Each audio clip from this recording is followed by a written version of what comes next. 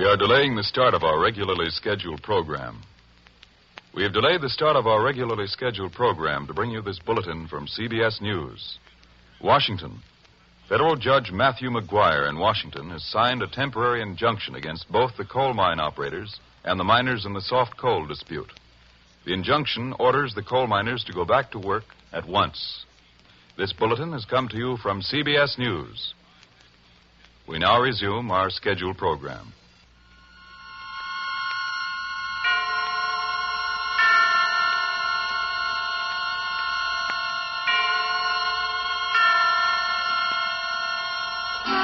Suspense.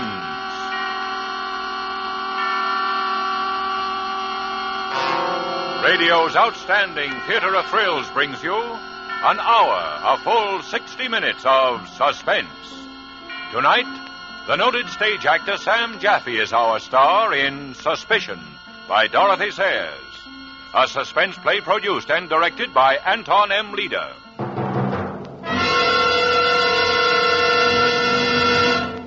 It is very quiet in Hammersmith, the western metropolitan borough of London. Orderly homes line orderly residential streets.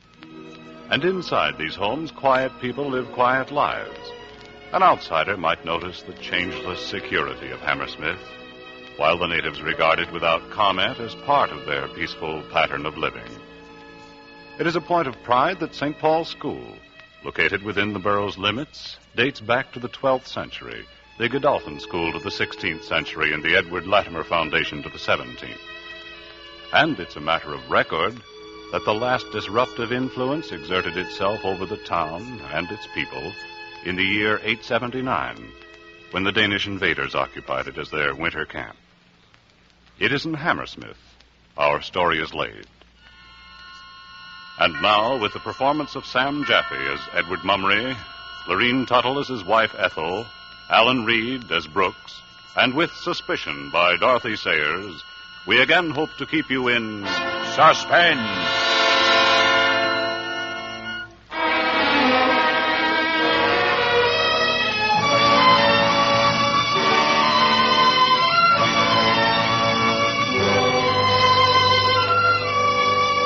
My name is Edward Mummery of Hammersmith. I'm 48 years of age, fair of complexion, agreeable, I believe, as to disposition. I have my business, real estate, in the city, which I run together with my partner, Mr. Harold Brooks. I have my own home. I occupy my leisure hours with gardening, and I've just been married. That is, practically just. 6 years, to be exact.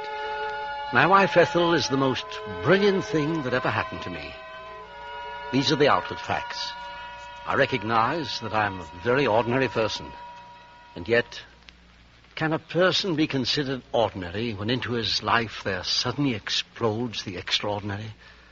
For this is what happened to me. On one single day, like any other day in a quiet, carefully planned life, I smelled the odor of the grave, and I saw with my own eyes the supreme horror of all existence. It began in the railway carriage going to London to my office. Perhaps it was the thick pall of tobacco smoke in the carriage that first made me aware of my nausea. I slipped a digestive tablet into my mouth. Lately, I'd taken to the habit of carrying them about with me, and I leaned back my head and closed my eyes. De Vries, who traveled with me every morning, was giving me the benefit of his morning edition. Here's something. Smack on the front page. A question has been asked in the House about government typewriters. Now, there's the press for you. The world going to the devil so fast it makes my head spin, and all they can print in their precious newspapers. I say, old chappie, you're looking terribly pale this morning. Could you just open the window a bit? I don't feel very well. Why, certainly. There you are. Just lean your head into it. Get some fresh air. Yeah, better? Yes. Thank you. Must have been something you had for breakfast. I suppose so. Sorry to be such a fool about it. Not at all, old man, not at all. Go ahead. Read me some more of this earth-shaking news. All right, if you like. A further split has occurred in the Labour Party. Well, let's skip over politics for today. 2 girls trapped in burning factory. I can do without the morbid, too. The police are still looking for the woman who poisoned a family in Lincoln.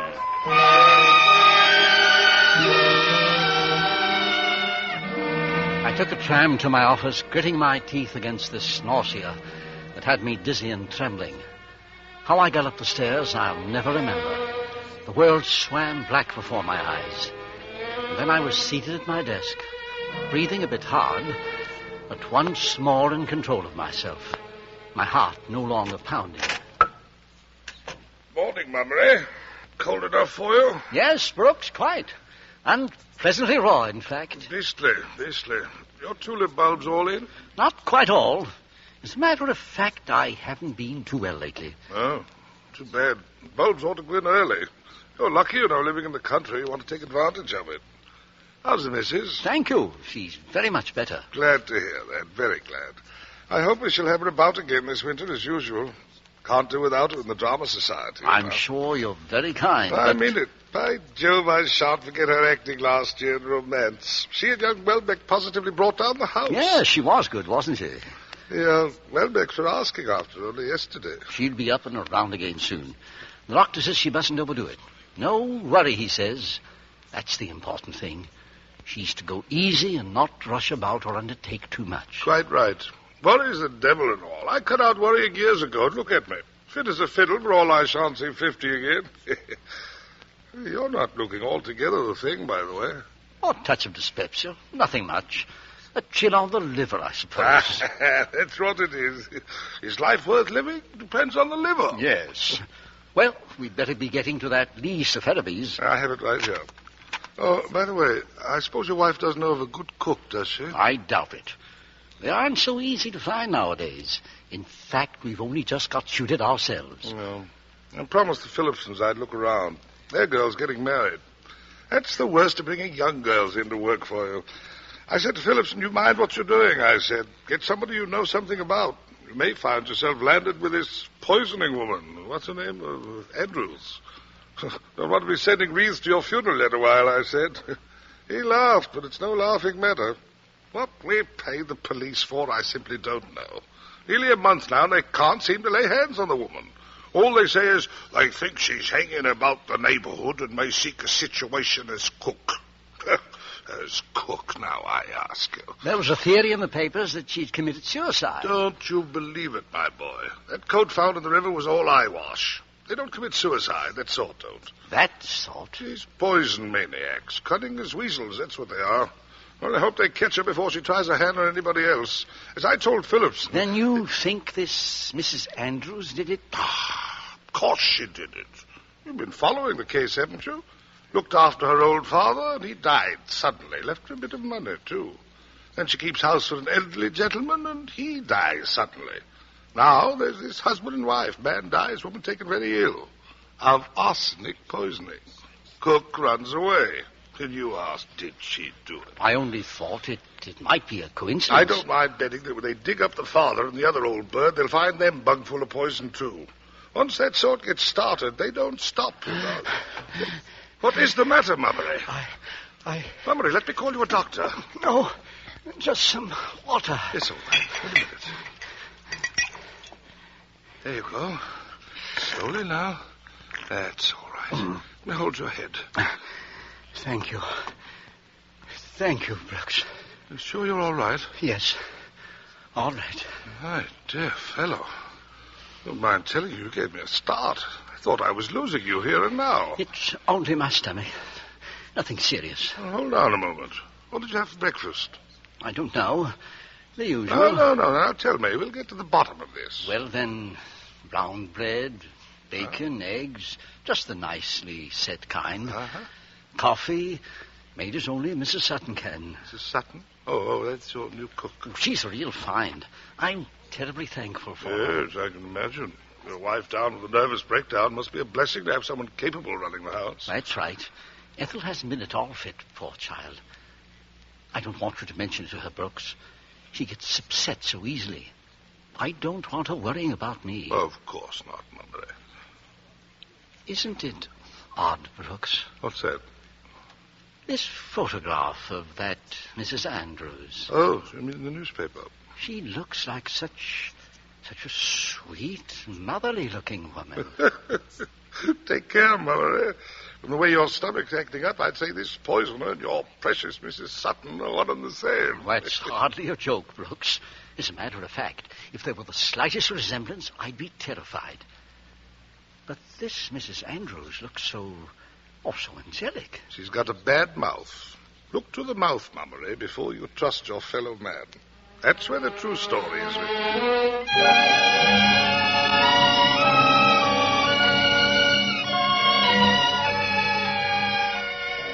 Death by poison, fiends and murderers, the darkness of the pit, the unholy face of evil. These are things we read about. These are horrors we get at second hand through fiction and films. But they do not really happen to people like me, the suburban gardener or real estate broker. And that was a comfort. If I were to go through life without any great distinction, at least I should avoid any great terror. So I told myself as I left the office for lunch. I was a little nervous to begin with, so I had some boiled fish and a custard pudding. The wrenching pain seemed gone entirely, and I became positively lightheaded as the bogey of illness and doctor's bills ceased to haunt me.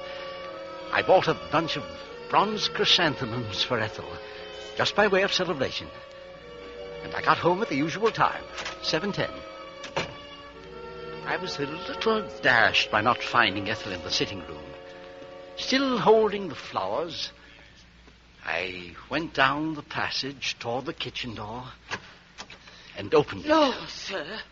I seem to have startled you, Mrs. Sutton. Yes, you did. I didn't hear the front door go. Where's Mrs. Mummery? Not feeling bad again, is she? Well, sir, she's got a bit of an headache, poor lamb. I made her lay down and took her up a nice cup of tea at 4:30. I think she's dozing nicely now. That was very considerate, Mrs. Sutton. Oh, it was turning out the dining room that done it, I think. I asked her not to overdo, but you know how she is, sir. She gets so restless. Can't seem to bear to be doing nothing. Yes, I know. She's such an active little person. This illness is very hard on her. Well, I'll just run up and have a peep. Shan't disturb her if she's asleep. Want me to put the flowers in a vase? No, I'll take them up to her first. By the way, what are we having for dinner? Well, I had made a nice steak and kidney pie. Oh, pastry.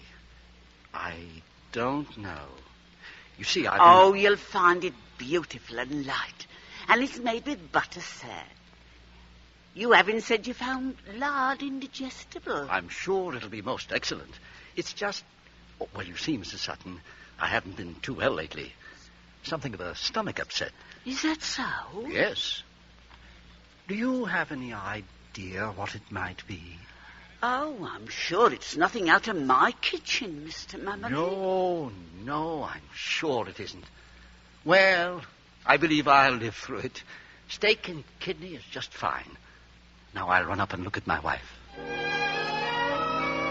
I tiptoed up and opened the door carefully. At first I thought Ethel was asleep. She lay snuggled under the eiderdown and looked very small and fragile in the big double bed. And she didn't look at all well. It wrenched my heart to see her face so pale and wasted. And the doctors couldn't seem to find her ailment at all. What could be the insidious disease that had done this to her? Nervous breakdown, they called it. But I wasn't satisfied with that. It must be something more. I came closer, and she stirred on the bed and smiled at me. Hello, darling. Hello, sweet. How are you? I got tired and headachy, and Mrs. Sutton packed me off to bed. You've been doing too much. You know what the doctor said about resting. Yes, I know. It was foolish of me. Oh, Edward, such lovely flowers. I thought it would cheer you up, Ethel. A little spot of color. Darling, you are good to me. And I can't have been much fun for you lately. Really, I could cry. Ethel. Don't tire of me, Edward. I'll get well, I promise you. Of course you will. Oh, that's funny. Me tire of you. Then hand me my robe and I'll come down with you. Much better stay in bed, dear, and let Mrs. Sutton send your dinner up. Oh, but I want to be with you tonight. I've got to be firm with you, Ethel. If you don't take care of yourself, you won't be able to go to the Dharma Society meetings. You've no idea how anxious everyone is to have you back. The Welbecks have been asking after you and saying that they really couldn't go on without you. Did they? Very sweet of them to want me. Not at all. You're the best of the lot. They need you. Well, perhaps I'll stay in bed after all. Good. And how have you been all day, dear? Not too bad, not too bad. No more bothersome tummy ache? Well, perhaps just a little one. But it's quite gone now. Absolutely nothing to worry about. Darling, you're sure? Quite sure, sweet. All gone and forgotten.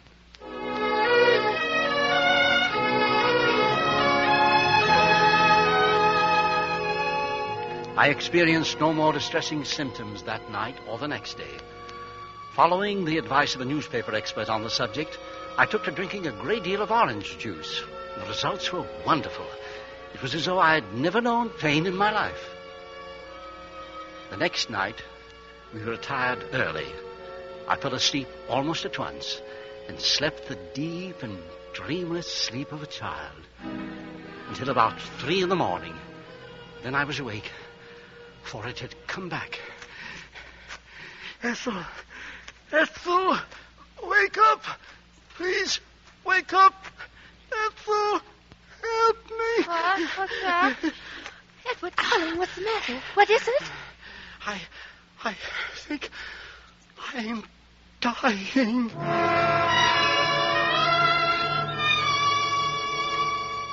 I suppose it is different for every man when his time comes.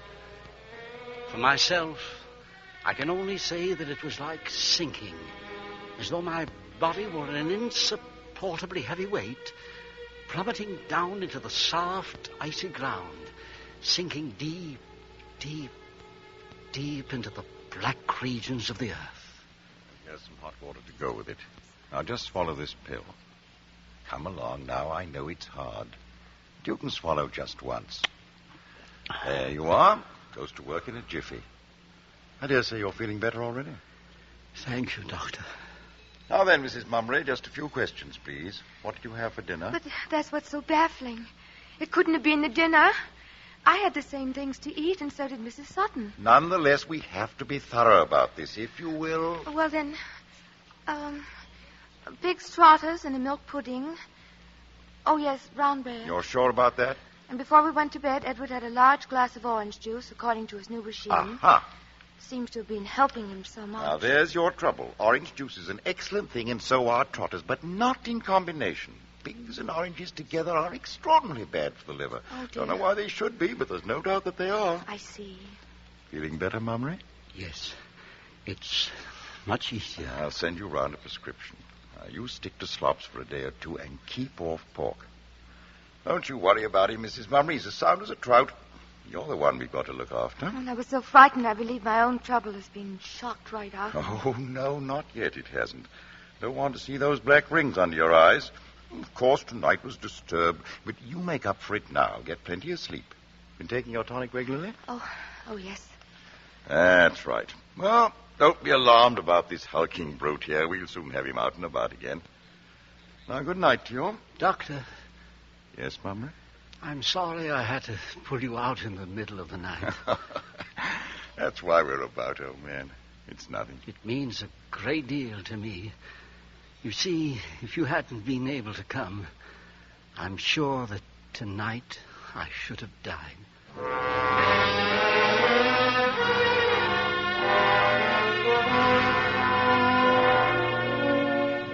My diet was bread, milk, and beef tea for the next 3 days.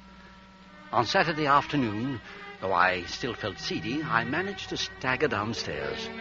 Brooks had sent a few papers down from the office for my signature, and afterwards, Ethel sat down with me, and we ran over the household accounts together.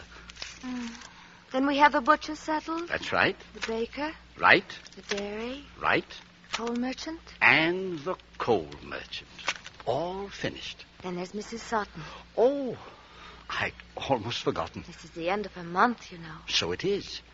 Well, you're quite satisfied with her, aren't you, darling? Yes, Mother.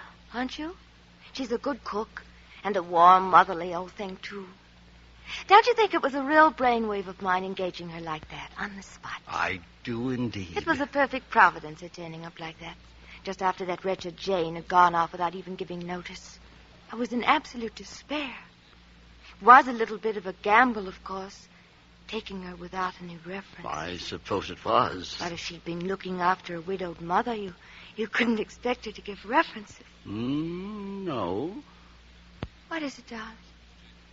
Why do you say no like that? Well, the truth is, I felt a bit uneasy about it at the time. Oh.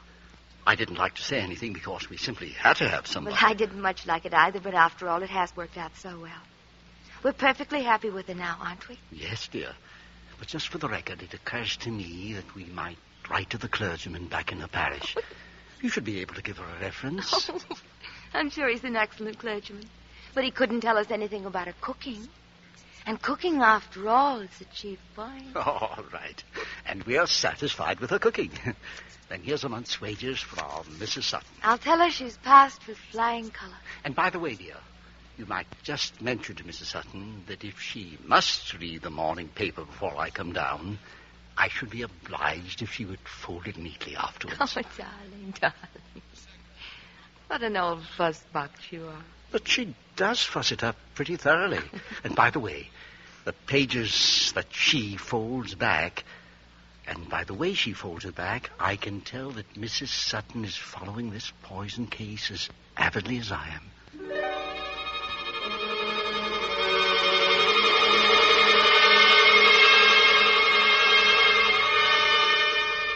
On Sunday, I felt very much better. Quite my old self, in fact. I had roast sirloin for luncheon with the potatoes under the meat, and Yorkshire pudding of delicious lightness, and an apple tart to follow. After the 3 days of my invalid diet, it was a real pleasure to savor the crisp fat and the underdone lean. I ate carefully, moderately, but with an almost sensuous enjoyment. And then, over coffee, while Ethel was still toying with the food, I took up the newspaper and turned to the account of the woman poisoner. Are you still following those horrible murders? Yes, my dear. Whatever makes you so morbid, Edward? I find it very interesting, Ethel, to see what human beings are capable of doing. I suppose it is interesting. Thrilling, too. Because it's so far into the kind of lives we lead here in Hammersmith. Yes, it's just like a fascinating fairy tale. I say. What is it? Why, Brooks was right. Right about what? They've gone and dug up Mrs. Andrews' father and her former employer. Oh, Edward, please. And sure enough, they were both found full of it. Bung full of poison.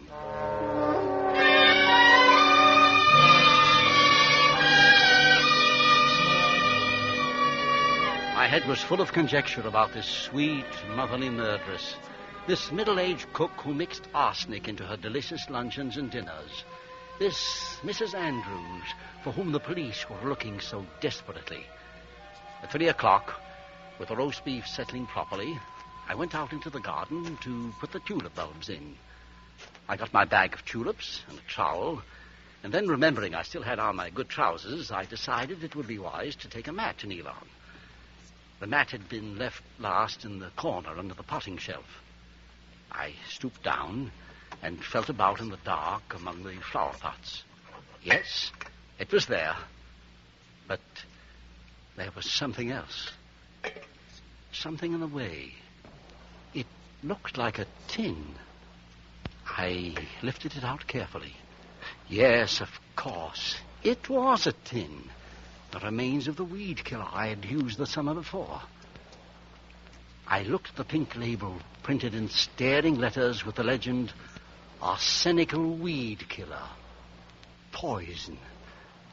The blood suddenly began to pound in my temples. I'd been thinking of Mrs. Andrews so long that it came to me with a nasty shock. that I was holding in my hands the very same brand of stuff she used to destroy so many poor souls. It gave me the distinctly unpleasant impression that by owning some poison myself, I was directly in touch with important and ghastly events. I smiled a little at myself for being so foolish. And then I noticed that the stopper had been put in very loosely. Now, how did I ever come to do a thing like that? What a stupid fool. It would just serve me right if all the goodness had gone off it. Besides, it was so very dangerous to leave it loose like that. I took out the stopper and squinted into the can. It seemed to be about half full. Then I rammed the thing home again and gave it a sharp thump with the handle of the trowel for better security. After that, I washed my hands carefully at the scullery. I am a man who does not believe in taking risks.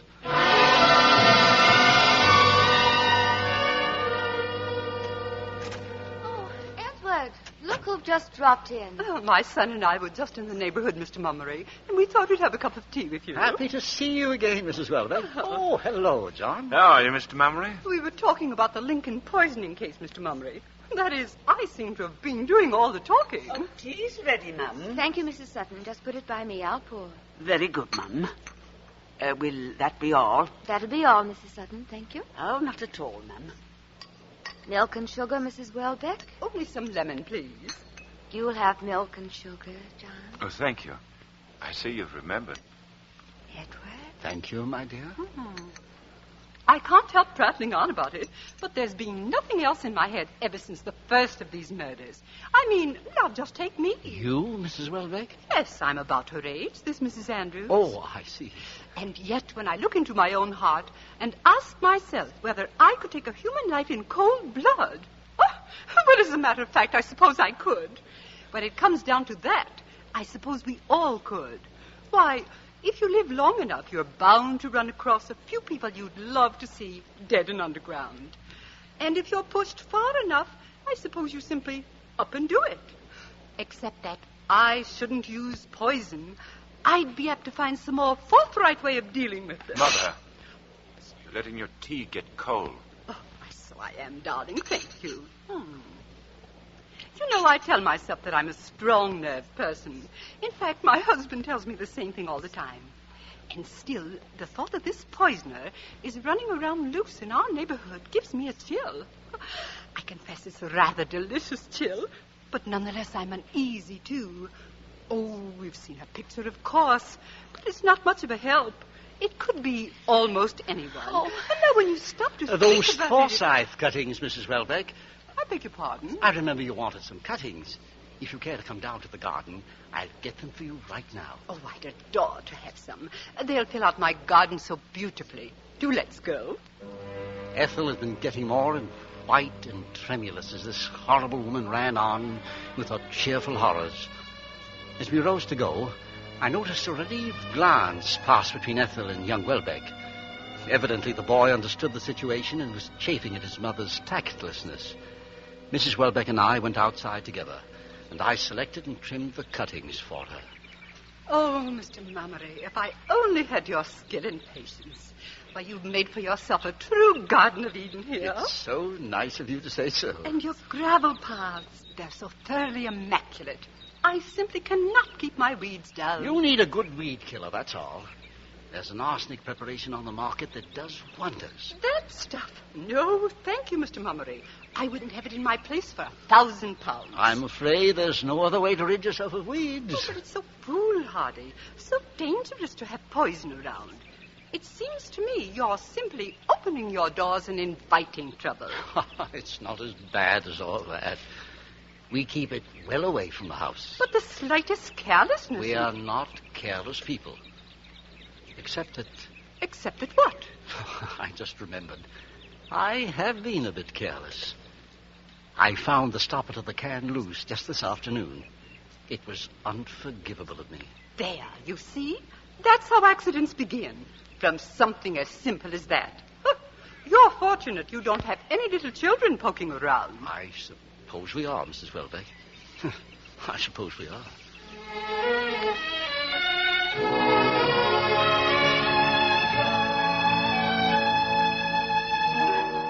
When we got back to the house, young Welbeck was already on his feet and holding Ethel's hand in the act of saying goodbye.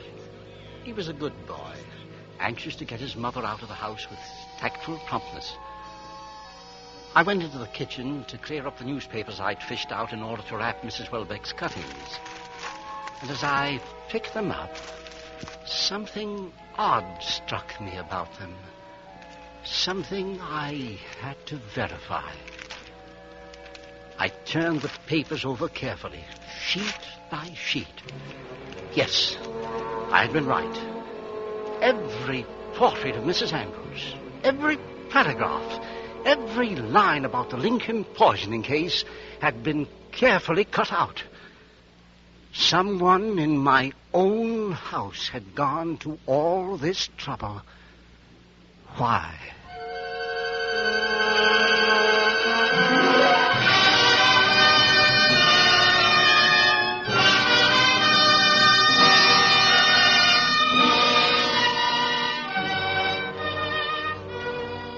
In tonight's full hour of suspense, Sam Jaffe stars as Edward Mummery in Suspicion by Dorothy Sayers.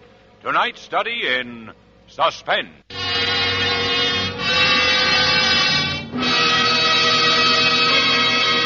In just a moment, we will return with Act Two of Suspense. This is CBS, the Columbia Broadcasting System. And now, back to our Hollywood soundstage and Act Two of Suspicion, starring Sam Jaffe, with Lorene Tuttle and Alan Reed in a narrative well calculated to keep you in suspense.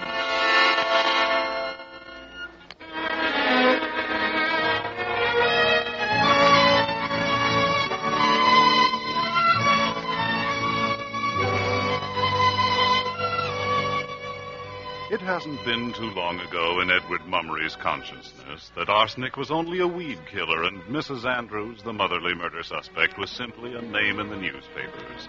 A fear far removed from him and his quiet home in Hammersmith. But a sudden terror grips him now.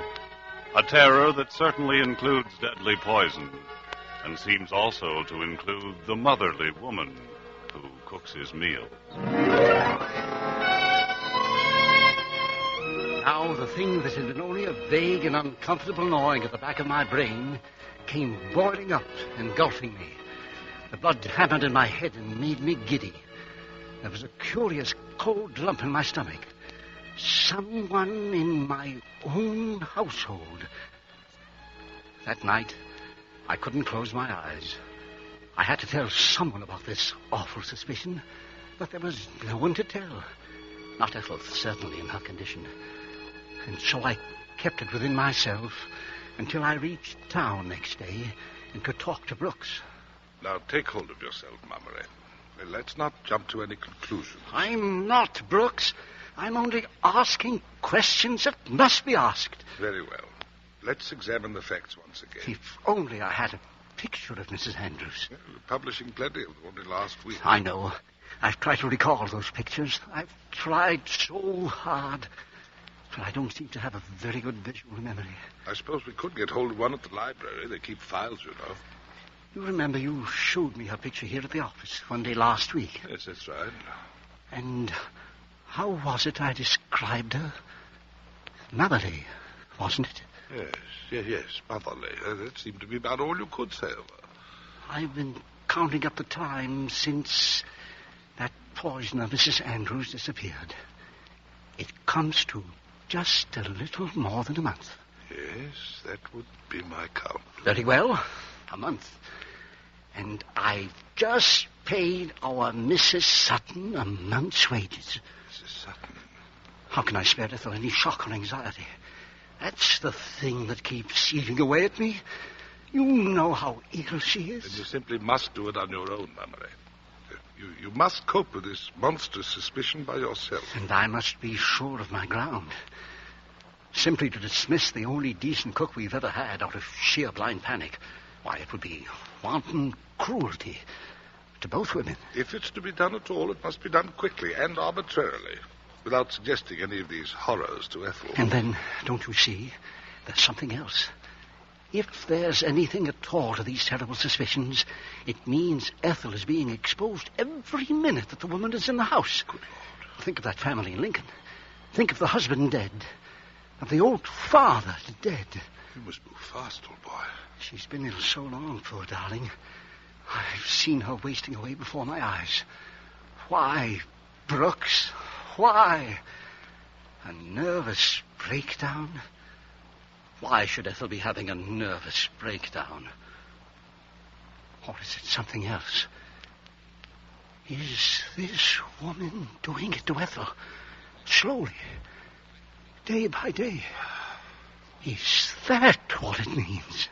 Perhaps you should see the police. But it's nothing but the wildest of suspicions.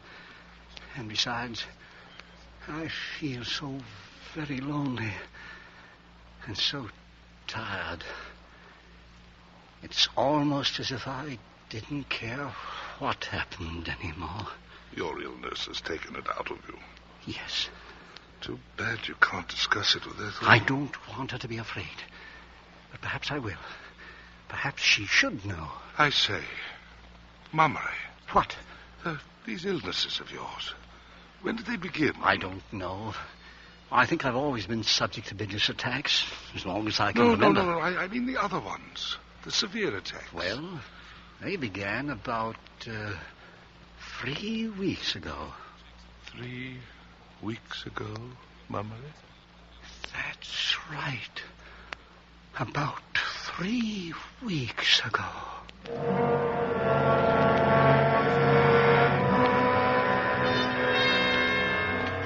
The train seemed forever getting home that night. I came softly into the house, listening to the sound of my own footsteps. It was dusk, and yet none of the lights in the house were on. I moved through heavy enveloping shadows into the sitting room. Ethel was tucked up in a corner of the Chesterfield, leaning back wearily against the cushions. Good evening, darling. Hello, Edward. You look tired, my dear. I am tired, Edward. I seem to be drained and empty. I noticed you didn't sleep well last night. It was probably that woman yesterday with her talking. Really, Mrs. Welbeck talks altogether too much. All about that horrible case. I don't like hearing about such things. Of course not, dear. And yet... Yet what, Edward? When a thing like this happens in the neighborhood, people will gossip and talk. It would be a relief if they caught the woman. One doesn't like to think... I don't want to think about it at all. It's so hateful. She must be a horrible, perverted creature, this Mrs. Andrews. Yes, quite so. Do you know, I was talking to Brooks about it only today, and he said... I don't want to hear what he said. I don't want to hear about it at all. Of course not, darling. I'm sorry. Oh, Edward, I just want to be quiet. I do so want to be quiet. And so you shall, Ethel. It's all my fault. The doctor warned me not to disturb you like this. Oh, Edward. Edward, darling. There, my dear. Everything's all right. No need for tears. It doesn't concern us anyway.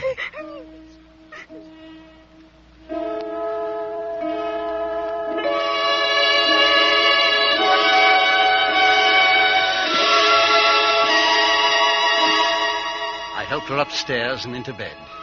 And then when she had stopped sobbing and was at last asleep, I came down again very quietly.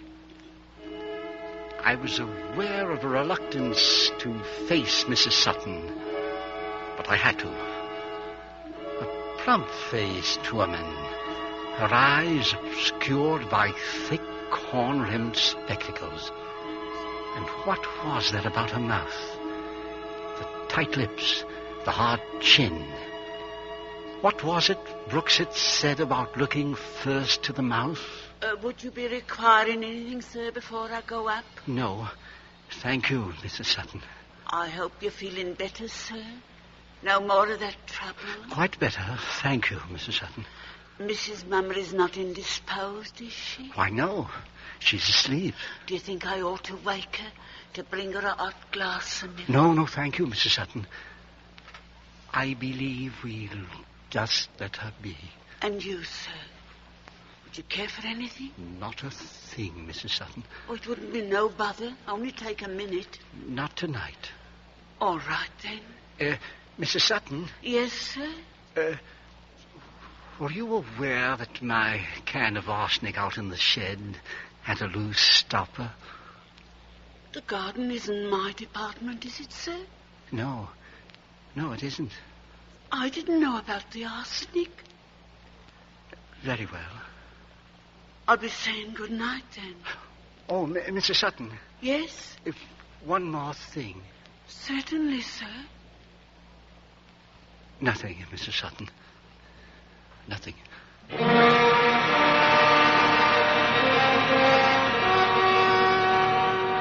The next few days were the most agonizing of my life. I began the habit of coming down early in the morning and prowling about the kitchen. This only served to make Ethel more nervous. But Mrs. Sutton offered no remark. She watched me silently and with good humor, almost with amusement. And after all, it was ridiculous.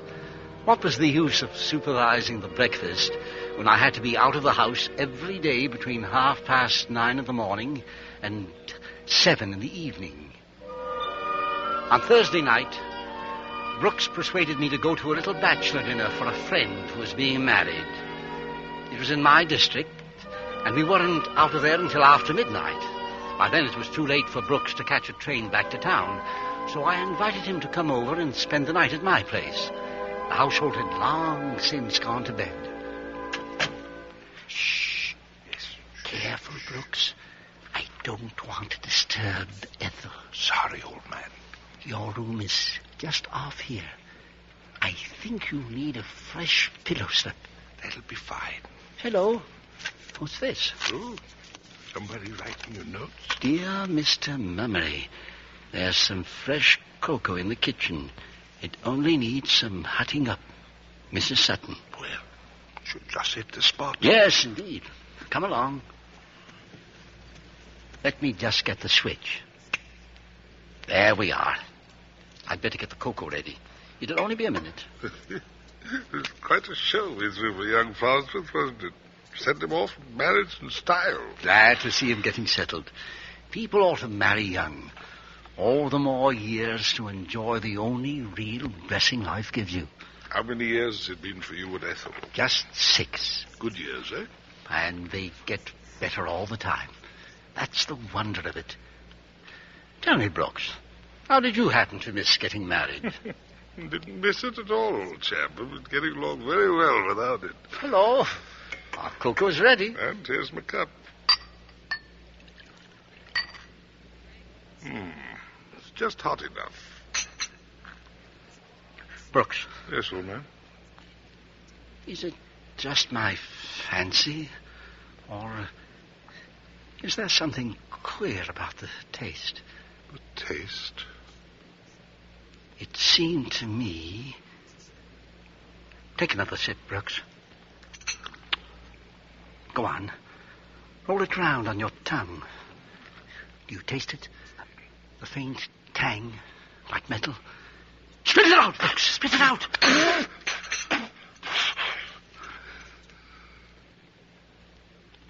Mummery. I don't know. I don't know. Mummery, what are you going to do? I've never been in a situation like this before. You ought to take a specimen to the chemist.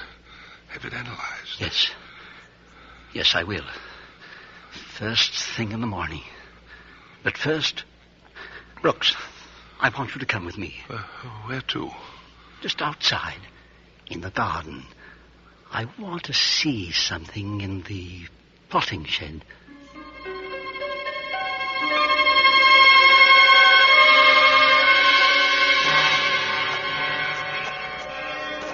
Mummery, I can't see a thing. Just hold on to me. We're almost there. All right. This is the shed. Now, just about 4 steps inside. Here we are. Mummery, where are you? Just at your feet, old man. I'm stooping down. Oh. Would you be good enough to strike a match for me? All right. Just a moment. There we are. That's fine. Hold it closer. It should be behind these pots here. Yes, it's here. Oh, devil, these things don't burn long. Can you strike another? What is it, Mummery? It's a tin of weed killer. You mean arsenic? Yes. Arsenic. Just look, Mummery. The stopper is loose. I know, Brooks. I know. Want another match? No. It isn't necessary.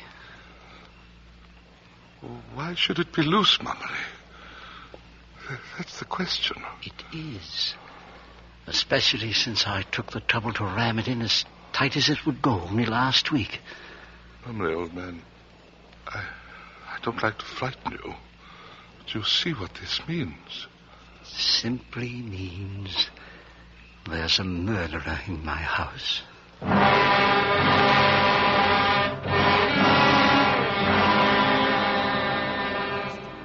It was there, in that shed that smelled of earth, in my dress suit and overcoat, holding the tin in my hand and facing Brooks in the darkness, that the beast panic seized me in its claws and held me so tight that I could hardly breathe.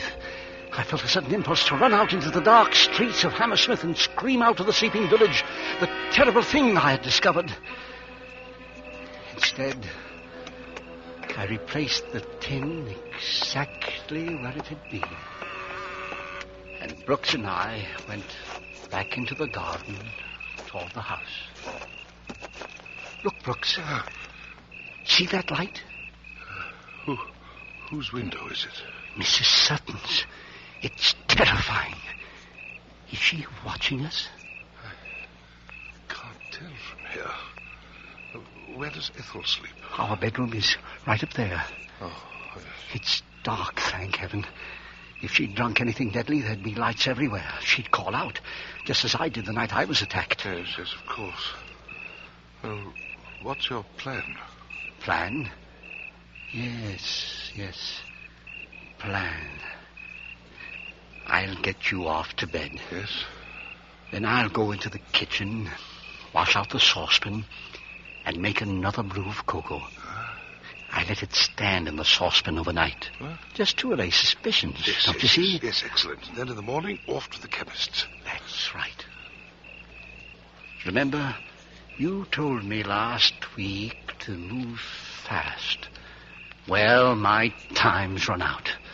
I'm not a man of action, Brooks, but when my life is threatened, when the life of the person I love most is in danger, then I can do it, Brooks. Then I can.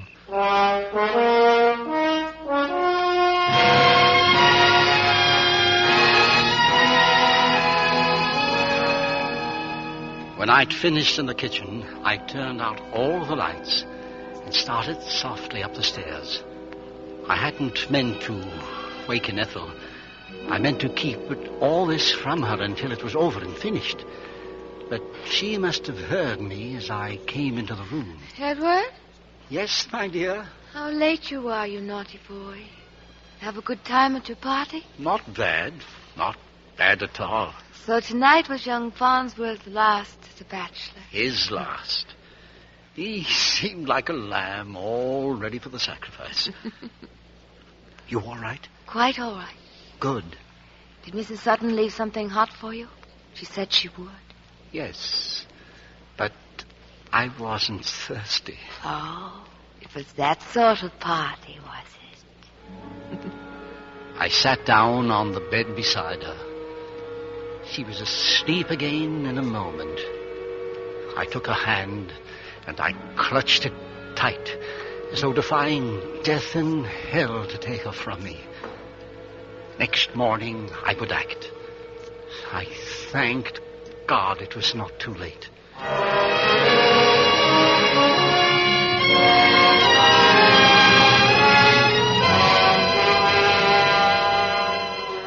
At 8 o'clock in the morning, I stood outside the little untidy shop on Springbank, where a weather-beaten sign informed the world that this place of business belonged to B.A. Dimthorpe, chemist. Dimthorpe himself was an aged little fellow, as untidy himself as the shop in which he potted about day and night. I paused a moment before entering. How many times had we sat together in the room at the back, our chairs tilted against the wall, exchanging views on greenfly and clubroot. How many lazy evenings we had passed together discussing the passion of our lives, the art of gardening. This morning, I had to see him on another matter, on the new passion in my life. This morning, we should be concerned with the art of murder. Good morning. May I be of assistance? Mummery. Good morning, Dimthorpe. What brings you so early in the day? Another prescription for Ethel? No. Ethel's much better these days. It's quite another matter. You'll be late for work, won't you? This is hardly the time to continue the battle of lilacs versus poppies. Dimthorpe. Yes? I wonder if you could do a little job for me. Happy to, if it's within me power. Well, this is very much in your line of work. Well, then, certainly. I have here a bottle. It contains a cup of ordinary cocoa. Cocoa, Mummery? Yes. I was wondering if you'd be good enough to analyze it for me. And, just what is it you want me to look for? I should like you to look for traces of arsenic, if you would. Very well, Mummery. Arsenic. This cocoa was left in a saucepan for me at home last night. I found that it tasted very odd, unpleasant, and metallic. I know, but that's oddly enough. You see, Dimthorpe, I have reason to believe that we have living with us at present the Lincoln poisoner. I dare say you know the case. The Lincoln? Crikey. Oh, but Mummery, how dreadful. I have reason to believe that this woman is attempting to murder both my wife and myself. I think I have proof.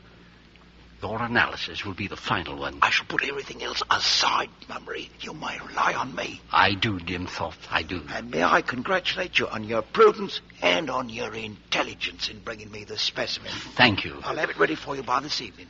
And if it's what you think it is, then we shall have a clear case on which to take action. Thank you, Dimthorpe.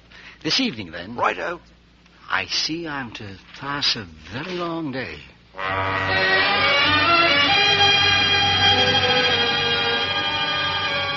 I was a bit late in getting to the office. Brooks was already there waiting for me with a white face and the hushed voice of a conspirator. Good morning. Good morning. You were already out of the house when I woke this morning. Yes. I had my call to make. Sleep well last night? Like a log. It's funny considering. It is funny. You didn't, I gather. No. You've taken care of the matter? Yes. When shall we know? Yes. When shall we know? Late this afternoon. Everything seemed all right when I left the house, had breakfast with Ethel. She seemed very well, completely unsuspecting. Did you notice her? I did indeed. Our dear Mrs. Sutton. Well? Bad mouth, there's no doubt of it. Anything else? Otherwise perfectly normal. That's what gives them away, don't you see? More normal than normal folk. Do you feel like working today? Frankly, no. Neither do I. Shall we put out the sign? Good idea. We put out the sign saying that we were closed for the day because of illness, and we sat together in the office. The noon hour passed, and neither of us moved. 4 or 5 times we heard footsteps outside in the corridor, pausing before our door, and then turning and receding. Neither of us spoke, and neither of us moved. I examined an expanse of wall just over Brooks's head, and he examined the blank space over mine, and the hours passed. Back on Springbank, Dimthorpe would be bending over his vials and Bunsen burners, moving as methodically as only he could move, extracting the truth from a bottle of cocoa. As I had told him, this was the longest day of my life.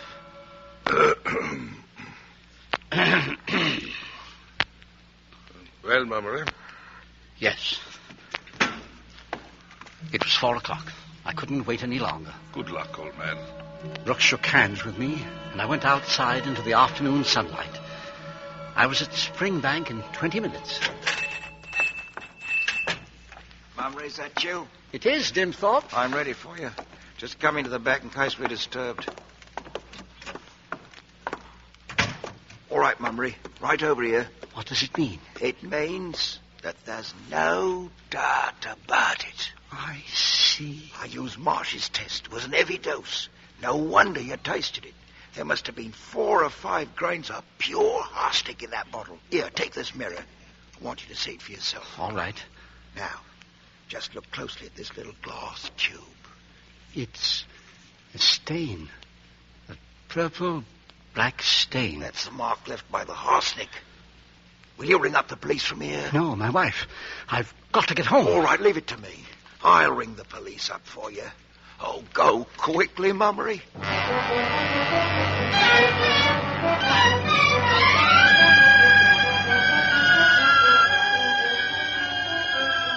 The local train went so slowly and stopped so often. Ethel poisoned, dying, dead. Ethel poisoned, dying, dead. The wheels strummed harshly in my ears. I jumped from the train before it had stopped and ran out of the station and along the road. A strange car was standing at my door. I saw it from the end of the street and broke into a mad gallop. It had happened. The doctor was there. I was a fool. I was a murderer to have left it so long. Then, while I was still 150 yards away, I saw the front door open. A man came out, followed by Ethel herself. The visitor got into his car and drove away, and Ethel went back into the house. She was safe. She was safe. I could hardly control myself to hang up my hat and coat and go in looking reasonably calm.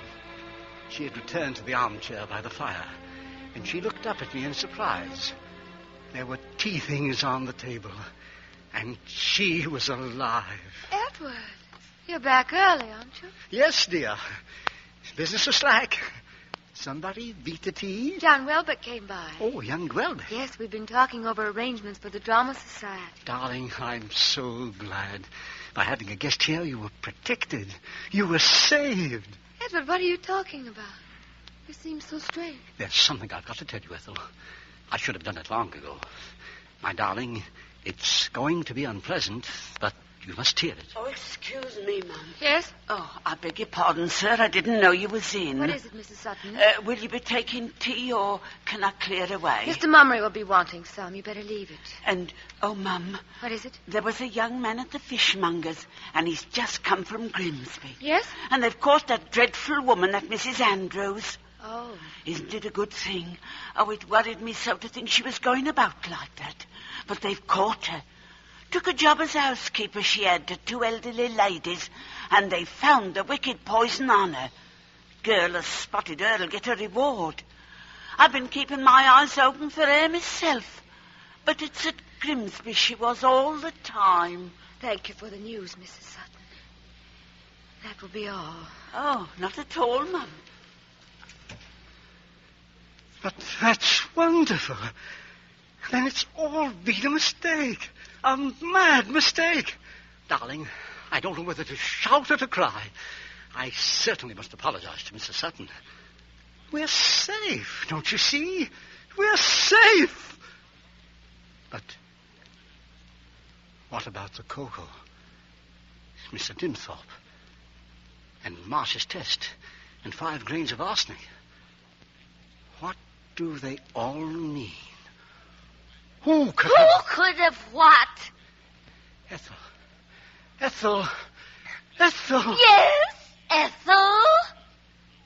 To me. To do it to me. You fool! You fool! Don't you know that it's been Welbeck? That it's always been Welbeck? Yes. It's there. something I've never seen before. It's always been there. It's just that you've never looked. That would be the police, Ethel. They've come here for you.